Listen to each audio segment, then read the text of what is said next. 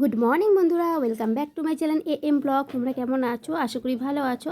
তো চলো আজকে নতুন আর একটা ব্লগে তোমাদের সবাইকে ওয়েলকাম আর ভালোবাসা জানিয়ে আমি মামুনি আজকে ব্লগটা শুরু করছি। দেখতে থাকো লাস্ট পর্যন্ত, স্কিপ না করে। আশা করি তোমাদের ভালো লাগবে। সকালবেলায় আমার প্রথম কাজ হচ্ছে দুষ্টুকে রেডি করে স্কুলে পাঠানো। আর না হলে না, ও একা একা তো কোনো কাজ এখনও শেখেনি আর করতেও পারে না। তো দেখো বুট মানে ওর যে স্কুলের যে শ্যুটা আছে সেটাও আমাকে পরিয়ে দিতে হয়, কারণ এখনও ছোটো, এখনও শেখেনি। তো যাই হোক, দেখো ওকে রেডি করে এখন ওর বাবা ওকে দিয়ে আসতে যাচ্ছে, আমি ওকে ব্যাগটা দিয়ে যাচ্ছি। আর তার মধ্যে দেখো দুষ্টু এখন সাইকেলটা, বড় সাইকেলটা নিয়ে এখন গেট থেকে বার করছে। ও চায় একটু সাইকেলটা চালাতে, ওর সাইকেলটা তো এখনও ঠিক হয়নি। তো ও মাঝে মাঝেই বলে যে মা আমাকে সাইকেলটা ঠিক করে দাও। তো ওটা এখনও ঠিক করিনি। সাইকেল ঠিক করলে সারাদিন সাইকেল নিয়েই ও ঘুরে বেড়াবে, তাই জন্য এখনও পর্যন্ত সাইকেলটা আমি ঠিক করিনি। তো চলো দেখো এবার চলে গেল স্কুলে। এবার আমি চলে আসলাম ঘর গোছাতে। আর ঘর গোছাতে বলতে সকালে বাসি বিছনাগুলোকে তুলে নেব।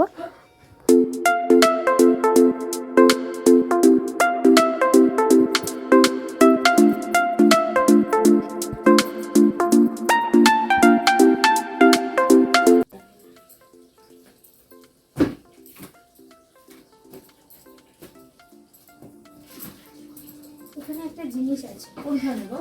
এখানে আসো। রান্নাঘরটা জল পড়ছে বলে কি?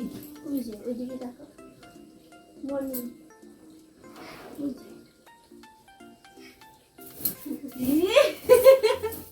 আমাকে সকাল সকাল প্র্যাঙ্ক করছে। গুড মর্নিং, সবাই কেমন আছো? আমি ভালো আছি। তোমরা ভালো আছো? আমার গলাটা তো দিচ্ছে, কেটে দিও। এরকম হবে কাল, এরকম শোনাবে যখন তুমি এডিট করবে। কেমন আছো? না, আমি নর্মালি কথা বলি, তবু কেন আচ্ছা তোমরাই বলো, আচ্ছা, normal তোমার কথা। গলাটা কি খারাপ? যদি খারাপ হয় তো তোমরা সত্যি সত্যি কমেন্ট করে বলবে যে আমার হ্যাঁ, গলাটা কি তোমার খারাপ? আমার গলাটা খারাপ বলো তোমরা। আমার গলাটা কি খারাপ? যদি খারাপ হয় তাহলে তোমরা কমেন্ট করে বলো। আর যদি এই যে তোমরা বলো যে দিদিভাই চ্যানেলে লিংক, মানে এইটা দিতে, লিংকটা দিতে, ভিডিও দেখবে বলে। আমি দিদিভাই পারি না ভিডিওই করে দিতে। না, কারণ হ্যাঁ। বলে কি আমার গলাটা খারাপ, আমি এই জন্য ভিডিওটা করি হ্যাঁ, না। গলা নাকি বাজে শোনা যায়। হ্যাঁ, আমি ব্লক মনে করার করি- ধৈর্য লাগে, ব্লক করার ধৈর্যও এখন এই মুহূর্তে নেই। আর আমি মনে করি যে আমার গলা হচ্ছে বেশি খারাপ। আর একটা ইচ্ছা আছে আমার, কোনো সময় পারলে ওর সাথে একটা ইটিং শো চ্যানেল খুলে, অনেক দিন ধরে ইচ্ছা হয়ে উঠছে না যে কোনো কারণে। দেখি পরে যদি কোনো সময় একটা ইটিং শো চ্যানেল খুলতে পারি। বিছানা তুলতে তুলতে দিদিভাই আসলো। দিদিভাইয়ের সাথে কিছুক্ষণ কথা বললাম, বলার পরে মানে কথা বলতে বলতেই আমার বিছানা গোছানো হয়ে গেছে। আর এইদিকে দেখো আমি জানলার পর্দাটা সরিয়ে নিচ্ছি। সকালবেলাতে জানলার পর্দাটা খুলে, জানলাটা খুলে দিলে ঘরে বেশ সুন্দর হাওয়া বাতাসটা খেলে। আর দেখতেই পেলে আমি একটা লাঠি দিয়ে করলাম, কারণ বলো তো আমি হাত পাই না। আসলে আমার হাইটটা তো খুব একটা বেশি না, তাই জন্য আমি হাত পাই না। এর জন্য তোমাদের দাদাভাই আমাকে সবসময় খচাতে থাকে, কিন্তু খচালেও কি করার আছে বলো। যার যেরকম হাইট তার তো সেরকমই মানে যেরকম উচ্চতা সেই হিসাবেই তো সে হাত পাবে আর কি। তো কিছু করার নেই। ও অবশ্য আমাকে সত্যিকারেরভাবেই মানে খচায় না, আমাকে এমনি একটু খচাতে থাকে সারাদিন রাত্রি। তো বাড়িতে থাকলে হাসি ঠাট্টা করেই তো দিনটা কেটে যায়, এই আর কি। দেখো এবার আমি দেখাচ্ছি যে গামলার মধ্যে বাসন রেখেছি। এই বাসনগুলো আমার রাত্রের বাসন, তো বাইরেই এইভাবে ঢাকা দিয়ে রাখি। আর তারপর আমি এই পাশে এইগুলো গুছিয়ে নেব, মানে এই জায়গাটা আমি গুছিয়ে নেব, কারণ আজকে উনুনে রান্না করা হবে ভাত। তো উনুনের পাশে কাগজপত্রগুলোকে সরিয়ে উনুনটাকে পরিষ্কার করে একবারে সুন্দর করে গুছিয়ে নেব।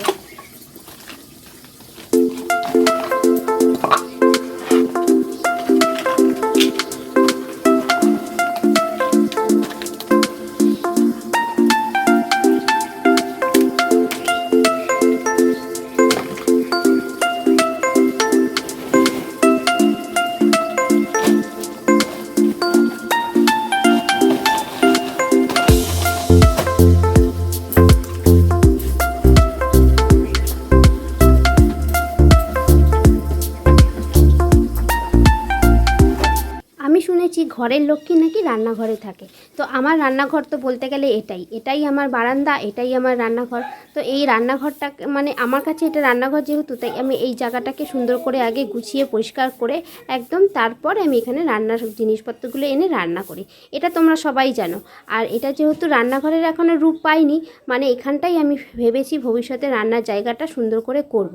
তো এখনও পর্যন্ত সুন্দর করে যেহেতু করা হয়, সময় বলতে কি হাতে যদি টাকা পয়সা না থাকে তো বললেই তো সবসময় সবসময় সব কাজ হয় না, তাই জন্য একটু অপেক্ষা করতে হয়। আর এটা আমি ভালো করেই জানি, ধৈর্য ফল অবশ্যই ভালো হয়। মানে ধৈর্য ধরে যদি কোনো জিনিস করা হয় তো সেটা ধীরে সুস্থে আস্তে আস্তে হলেও সেই জিনিসটা কিন্তু ভালো হয়। জানি না, আমি সেই অপেক্ষাতেই আছি যে সুন্দর করেই একটুখানি করব, সেটা যদি দেরিতেও হয় কোনো অসুবিধা নেই। তো চলো এইবার দেখো বাসনটাও মেজে নিলাম, পরিষ্কার করে নিলাম আমার এই রান্নাঘরটাকে। এইবার দেখো ঘরটা ঝাড় দিয়ে নিচ্ছি। আর আজকে ঘর থেকে কত নোংরা বেরিয়েছে দেখো তোমরা। আর আগের দিন রাত্রিবেলা যদি মানে ঝাড় দিই তাহলে এতটা বেরোয় না। কালকে তো রাত্রে আর ঝাড় দেওয়া হয়নি, তাই জন্য দেখো কত নোংরাটা বেরিয়েছে। আর ঘর ঝাড় দিয়ে এবার আমি ঘরটাকে সুন্দর করে মুছে নেব। আমি মনে করি রান্না ঘর হোক আর শোবার ঘর বা বসার ঘর, যেই ঘরই হোক না কেন, পরিষ্কার থাকলে মা লক্ষ্মীর বাস সেখানেই করে, সেখানে আর কি থাকে। তো যাই হোক, জানি না আমার ঘরে মা লক্ষ্মী বসবাস করেন কি না, কিন্তু সবসময়ের জন্য আমি ঠাকুরকে বলি যাতে আমার সংসারটা যেন ভালোভাবে, কোনো সময় ধার দেনায় জড়িত না হয়ে ভালোভাবে যেন হেসে খেলে দিনটা কাটাতে পারি আর কি। তো দেখো এবার আমি চলে আসলাম হচ্ছে মুখ ধুতে। আর আমার টুথপেস্টটা দেখতেই পাচ্ছ, একটা ব্লু কালারের টুথপেস্ট। এটা হচ্ছে সেন্সোডাইন। আমার দাঁতে কদিন ধরে খুব শিরশির করছিল, তাই জন্য ও দেখো বাজার থেকে আবার এই টুথপেস্টটা এনে দিয়েছে। এটাতে দাঁত মাজার পরে আমার একদম দাঁত শিরশির করাটা কমে গেছে। চলে আসলাম ছাদে। এবার ছাদে গাছগুলোকে দেখতে এসেছি, আর সাথে নিয়েছি 2 বালতি জল। এখন না প্রচুর রোদের তাপ বেরিয়েছে, মানে এত রোদ হয় যে দাঁড়িয়ে থাকলে মানে পিঠ পুড়ে যাবে আর কি, গা হাত পা পুরো কালো হয়ে যাবে। তো বুঝতেই পারছো, আমরা মানুষ, আমরা যদি পুরো কালো হয়ে যাই তো গাছপালা আর কতই বা সহ্য করতে পারে, তাই না? তাই জন্য ভেবেছি যে এবার থেকে 2 বেলা করে গাছে জল দেব। আর অতিরিক্ত যখন রোদ হবে তখন একটু গাছগুলোকে ছাওয়ার ব্যবস্থা করব। আর এটা হচ্ছে নিচের ছাদটা, যেটা হচ্ছে নিচু ছাদ। আর একটা আছে উঁচু ছাদ, যেটা তোমাদের সবসময় দেখিয়ে থাকি, সেটা হচ্ছে বড়, যেটা আমাদের ঘরের উপরে আছে। সেই ছাদটাতে আছে আমার কিছু গাছপালা, তো সেগুলোকেও আমি এখন জল দিয়ে নেব। সময়টা এখন বসন্তকাল, আর এখন নানা ধরনের পাখি, বিশেষ করে কোকিল, তার আওয়াজ এত সুন্দর সুমধুর কণ্ঠ, যেটা আমরা সকালবেলা ঘুম থেকে উঠে আমাদের ঘুমটা ভাঙে। আর এই ছাদের মধ্যে উঠলে তো এদের কোলাহল বা ডাক, মানে পাখির ডাক, এগুলো তো সবসময় আমরা অনেকটাই শুনতে পাই। আজকে সেই ডাকগুলোও তোমরা শুনতে পাচ্ছ হয়তো। তো দেখো এইবার আমি উপর ছাদে একটু জল দিয়ে নেব। আর উপর ছাদে আমার কিছু গাছ আছে, দেখো এখানে আছে শশা গাছ, তাতে মাচা করেছি। তো মাচাটা দেখো কীরকম করেছি, যেরকম পেরেছি সেভাবেই করেছি। খুব মজবুত করেও হয়নি, কিন্তু যেহেতু শশা গাছগুলো বেশি খুব একটা বড় হবে না, তাই এইভাবেই দিয়ে দিয়েছি, যাতে ওরা একটু উঠতে পারে, গাছটা ভালো হয়। কিন্তু কিছু করার নেই, কিছু কিছু মানে গাছেরও পোকা থাকে যেগুলো গাছকে নষ্ট করে দেয়। তো সেটাই হচ্ছে। এবার দেখো মানে এবার দেখাচ্ছি তোমাদের। দেখো জেঠিদের বাড়ির গাছগুলোকে ছাদে তুলেছে, আর তাতে কি সুন্দর ফুল ফুটেছে। আমার সবথেকে বেশি ভালো লাগছে পিঙ্ক কালারটা। আর এইদিকে দেখো অরেঞ্জ কালারেরও 2টো জবা ফুল ফুটেছে, আর একটা ইয়েলো কালার আছে, ওটা অতটা ভালো বোঝা যাচ্ছে না কারণ ওর মুখটা হচ্ছে অন্যদিকে ঘোরানো আছে। যাই হোক, দেখো ফুলগুলো এত সুন্দর লাগছে, তাই জন্য তোমাদের মানে আমার ছাদ থেকেই তোমাদের কাছে শেয়ার করেছি। আর এটা কি ফুল বলো তো? তোমরা কেউ যদি জানো তাহলে অবশ্যই কমেন্ট করে জানিও, তোমাদের কমেন্টের অপেক্ষায় রইলাম। আর এটা দেখো এই চন্দ্রমল্লিকা গাছটা একদম নষ্ট হয়ে গেছে। কত বড় তোমাদের দেখিয়েছিলাম, কত ফুল ফুটতো, কিন্তু গাছটা না একদম কেটে নষ্ট করে ফেলেছি, মানে একদম ছোট করে ফেলেছি, কারণ গাছটা একদম পুরো শুয়ে পড়ছিল। যাই হোক, গাছটা এবছর ছেটে দিয়েছি, ছোট ছোট পাতা বেরিয়েছে, এবার ভালো হবে। তো দেখো এবার দেখো ফল গাছে আমি মানে শশা গাছে আমি শশাগুলো তোমাদের দেখাচ্ছি, ছোট ছোট শশা। লিলিবাগ বলে এক রকমের পোকা থাকে, সেই পোকাগুলো গাছটাকে পুরো ছেয়ে ফেলেছে, তাই জন্য শশাগুলো আর বেশি বাড়ছে না। তো এইবার দেখো এই গাছটাতেও আজকে খুব সুন্দর একটা লাল রঙের, লাল টুকটুকে একটা ফুল ফুটেছে। চলে এসেছি, এবার দেখো চা খেয়ে নিচ্ছি। সকালবেলাতে ওই চা করেছিল, আর চাটা ভালো হয়নি। তার কারণ কেন বলো তো? আজকে চাতে দুধটা অনেকটাই কম দিয়েছে, তার ফলে না চাটা একদম বাজে হয়েছে খেতে। সেটাও কিছুতেই বুঝতে পারছিল না। আমি যখন চাটা খেতে যাই তখন দেখছি চায়ের কালারটা ভালো হয়নি। তো এবার আমি ওর মধ্যে দুধ মেশাই দিয়ে, এবার চাটা দারুণ লেগেছিল খেতে। দেখতে পাচ্ছ এবার বাটিতে মাছ আছে, এটা হচ্ছে সিলভার কাপ মাছ। অনেকক্ষণ আগেই মানে ঘুম থেকে উঠেই আমি ফ্রিজ থেকে বার করে ওর মধ্যে জল ঢেলে রেখেছি, যাতে বরফটা আর কি ছেড়ে যায়। কিন্তু দেখো তবুও বরফটা লেগে আছে। মানে বরফ এমন জিনিস, সহজে কোনো জায়গা থেকে ছাড়তে চায় না আর কি। জল দিয়ে রাখার ফলেও দেখো এখনও মাছের গায়ে বরফ লেগে আছে। তো আজকে এই মাছটা রান্না করা হবে।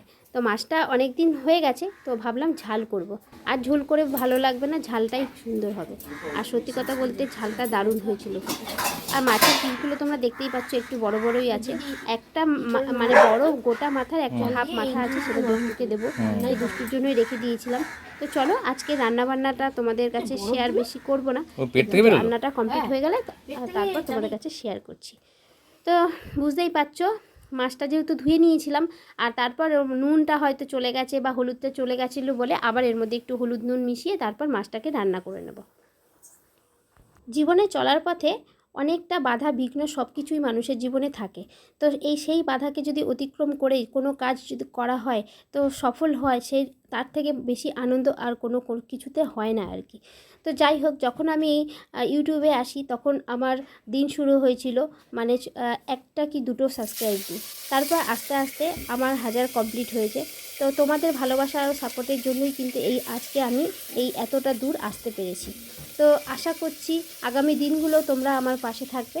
1 বছর হলো আমি এই ওয়াইটিতে আছি। তো ওয়াইটিতে হয়তো সাফল্য পাইনি, কিন্তু ভালো বন্ধু পেয়েছি, এটা আমি কিন্তু বলতে পারি। তো যেসব বন্ধুরা আমার পাশে আছো, রেগুলার যারা আমার ভিডিও দেখছো, তাদের আমি অনেক অনেক ধন্যবাদ আর অনেক অনেক ভালোবাসা। সবসময়ের জন্য এই কথাটা আমি বলে থাকি। তারা না থাকলে আজকে আমি হয়তো মানে আমি যখন শুরু করেছিলাম তখন আমার 1জন কি 2জন সাবস্ক্রাইব ছিল, আজ হচ্ছে 1000 জন সাবস্ক্রাইব আছে, 1000-এরও এখন বেশি হয়েছে। তো এতজন মানুষ আমাকে চিনেছে শুধু একমাত্র তোমাদেরই জন্য। তো তাই জন্য তোমাদের অসংখ্য ধন্যবাদ। তো দেখো এবার আমি সকালবেলা যে রান্না করেছিলাম মাছের ঝালটা দেখতে পাচ্ছ কীরকম লাগছে দেখতে, খেতেও সেরকম দারুণ হয়েছিল। আর এদিকে আছে কালকের ডাল, সেটাকে গরম করে নিয়েছি। আর এখানে আছে ঘুগনিটা কালকে নিরামিষ হয়েছিল, ভালো লাগছিল না, তাই আজকে একটু পেঁয়াজ রসুন দিয়ে দিয়েছি আর এর মধ্যে দিয়েছি একটু পনির। এবার খেতে কিন্তু মটন ঘুগনির মতনই লাগছে। যাই হোক, এইবার আছে দেখো কালকের ভাতও আছে, সেগুলো সকালবেলা আজকে খেয়ে নেব। তো আজকের ভিডিওটা আর বেশি বড় করব না, এতটুকুই করলাম, মানে একবেলায় তোমাদের কাছে শেয়ার করলাম আর কি, তাতেই এত বড় হয়ে গেছে। আর যদি পুরো সারাদিনের ভিডিওটা যদি শেয়ার করি তাহলে বুঝতে পারছো কতটা বড় হয়ে যাবে। এই জন্য আমি কালকের ভিডিওতে বলেছিলাম 30 মিনিটের ভিডিও আমি 10 মিনিট আনি, কতটা কেটে ছেটে আমি একটা ব্লগ তৈরি করি শুধুমাত্র তোমাদের ভালোবাসা পাওয়ার জন্য।